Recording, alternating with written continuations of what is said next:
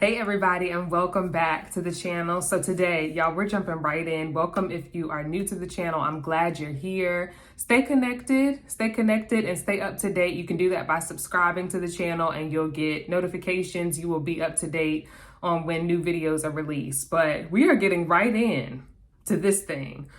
This week, something that stood out in a few different conversations, but I knew for sure that this was something I needed to share. Not just because of how it slapped me in the face, because what I don't want to do ever on this channel is to make this just a personal monologue of different things that I'm encountering, but I want this to be something always that is God-led and that's going to be relevant to more than myself. And this is one of those topics. So we're talking about why it's important for us to show up. Why you and me need to be showing our faces, why we need to be talking about what we're doing, why we need to be sharing our stories, why we need to be bold in how we show up. I realized this about myself earlier this week, and this is not new information, but I've realized that I tend to go into these spaces where I show up and I don't have a problem showing up. I'm active on social media. I'm willing to go out and be out amongst people. My social meter is a lot higher, etc. So there's moments of life for me where showing up is not really difficult. Showing up isn't difficult. And by nature, I'm an extrovert. So when it comes to showing up, I'm capable of doing it. But what I'm learning about myself is that I do get into these spaces also where I can just step back. I can isolate myself.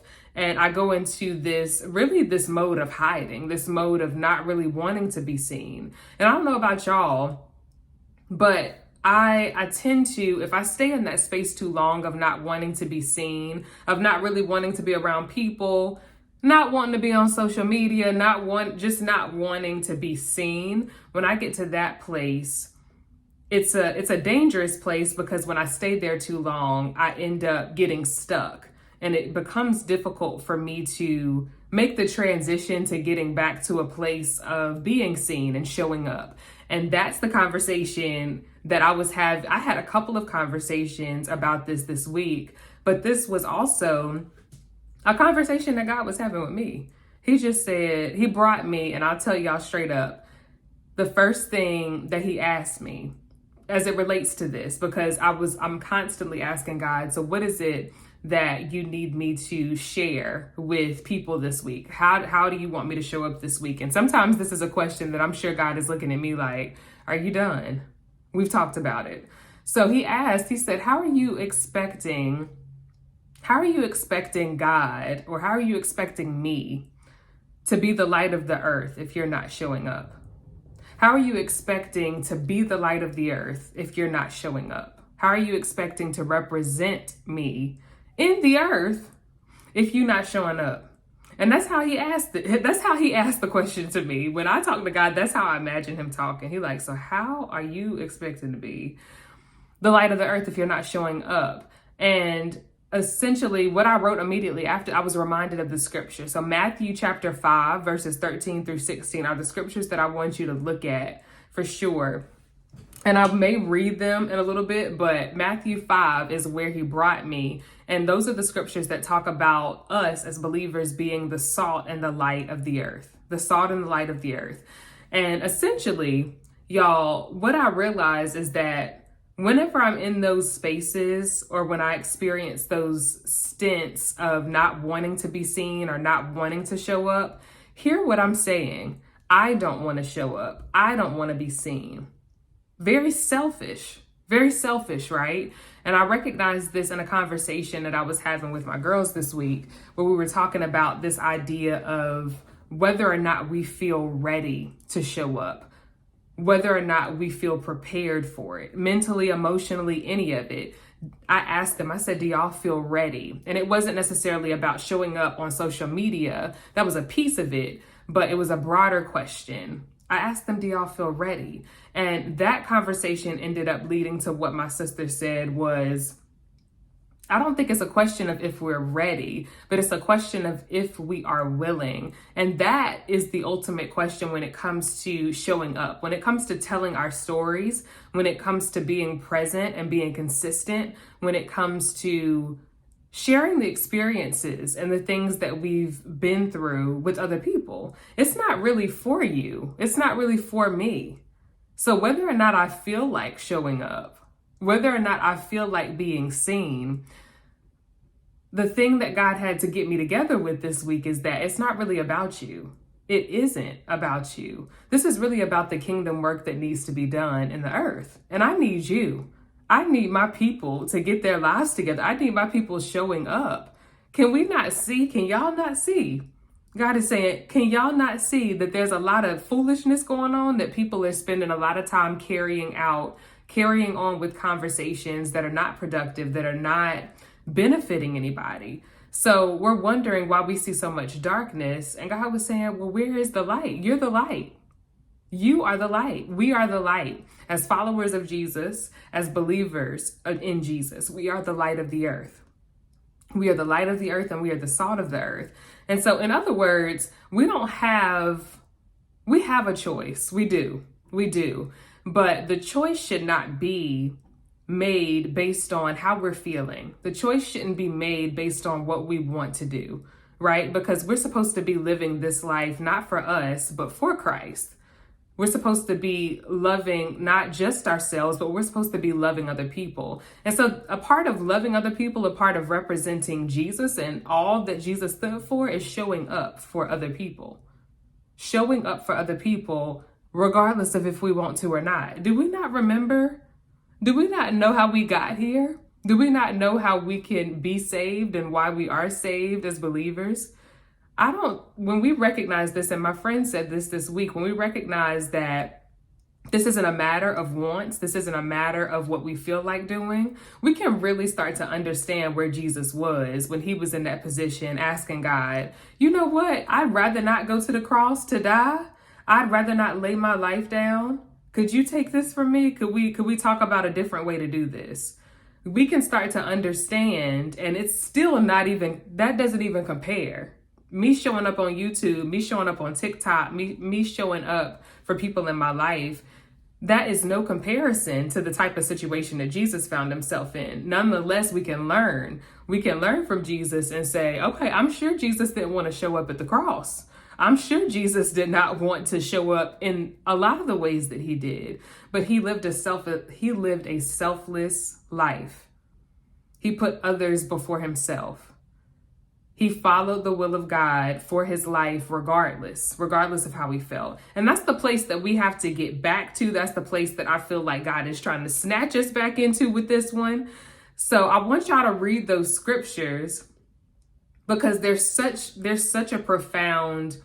many profound things spoken in there, but there's an analogy that's used in verse 15 and 16 where Jesus is painting this picture really throughout all the verses. He's painting a picture of what it means to be the light of the earth. And he describes being the light of the earth.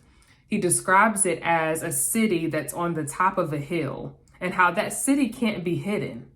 A city that's on the top of a hill can't be hidden. That is how we should be. We should be like a city on the top of a hill. So regardless of if we're trying to ignore the city on the top of the hill or not, we see it. It can't be hidden. You can't unsee what's at the top of the hill. We can't unsee the city at the top of the hill. And that's the place that God is trying to bring us to. That's the place that we need to get to when it comes to showing up, when it comes to telling our story. We don't need to be going to a halfway point with this thing. We don't need to be stopping halfway through the hill or halfway up the hill. God is looking for us to go all the way to the top. He's looking for us to go all the way to the top financially. He's looking for us to go all the way to the top spiritually. Not to live halfway, not to live a lukewarm life, not to just be halfway sustaining your lifestyle, not to just be halfway healthy and whole and healed. He's looking for us to go all the way to the top. And this is relevant for every single area of our lives. And he wants us to be bold about this thing. So in other words, when he's saying, I want y'all to be the light of the earth, The literal definition of darkness is the absence of light. And so when we look around the world and we see darkness, that's because we are absent as the light. We are absent as the light of the earth. That's our assignment, is to show up. And another question that Jesus asked in those that he mentions, that he refers to in these scriptures, is he says, essentially, when is the last time that you saw a lamp underneath a table? When is the last time that you covered up a lamp or you covered up a ring light? When is the last time that you covered up light expecting it to have its full effect? And that's the question that I want to ask y'all. That's the question that God asked me this week, is what sense does that make for us to cover up a light to dim the full effect that it was designed to have? What's the point of us placing a light behind the curtain? What is the purpose of us covering up our light? What's the purpose of us hiding? What's the purpose of you hiding? When you know that God is calling you to show up. You may not know all of the details of how. You may not know exactly what that's going to look like day to day. You may not even feel like you have the capacity, but you know what? God does. God knows you have the capacity. He's given you this responsibility. This is a part of the walk. This is the part of what you have. This belongs to you as a believer in Jesus. You are the light of the earth when you believe in Jesus. And so the light that we're carrying, we're just responsible for carrying it. We're responsible for being a good representative of what light truly is, of what truth truly is, of what freedom truly is. So how are people going to get encouraged? How are people going to be exposed to the light that we know, gives life? How are we supposed to be the representatives that we're called to be if we're not showing up? And the answer is we can't. We can't. We have to show up. We have to be willing to shine brightly, to shine boldly, because that's our assignment. So a few things that I want y'all to keep in mind if we know that we can't truly be a light if we're trying to hide. Light is not designed to be contained. Light is not designed to be covered. Light is designed to be bold, to be bright, to be beautiful. And it's supposed to be us as representatives of who we follow, of who we love, right? So as light in the earth, we're supposed to be showing up boldly. We are supposed to be confident about who we are. We're supposed to be confident in the things that we do. We're supposed to know without a doubt that when we show up, it's not about us showing up because we feel like it. It's not about us showing up because we feel like we're qualified to show up, that we feel like we may always even know what we're going to say. It's not about how we feel, but us showing up is a part of our mandate, as a part of our assignment, as a part of why we are created, why we've been given the light to carry, So I want to encourage you to not allow lies, to not allow insecurities, to not allow doubt, to not allow any of these things, any of these thoughts or imaginations in your mind to hinder you from showing up, and to hinder you from showing up boldly. Because lies of the enemy, lies that we even tell ourselves, because everything ain't the enemy's fault. Everything the enemy didn't do. Sometimes it's a pre-existing condition that we replay in our mind. Sometimes it's a thought that was planted there by some other thing, and we just have it on repeat. Instead of reminding ourselves of what we know to be the truth, and that is that we are the light. We are designed. God has He's placed us in a position. He has created us for a purpose, and that is to be the light of the earth and the salt of the earth. We are supposed to bring a different essence and a different nature to the spaces we walk into. We are supposed to, where there's darkness, bring light. We are supposed to, in a way, set the tone, set the atmosphere wherever we go because of the light we carry. And so we can't allow lies. We can't allow these different things that replay in our minds to hinder us from showing up and being who we're called to be. We're supposed to be at the top of that hill, like we mentioned. We're supposed to be the city on the hill that can't be hidden. We are not designed to be the light with a basket over it. We're not designed to be the light that is suppressed. There is a full design that God has in mind concerning all of us. And so that means we show up and we teach, we do things, we share our gifts, we do those things.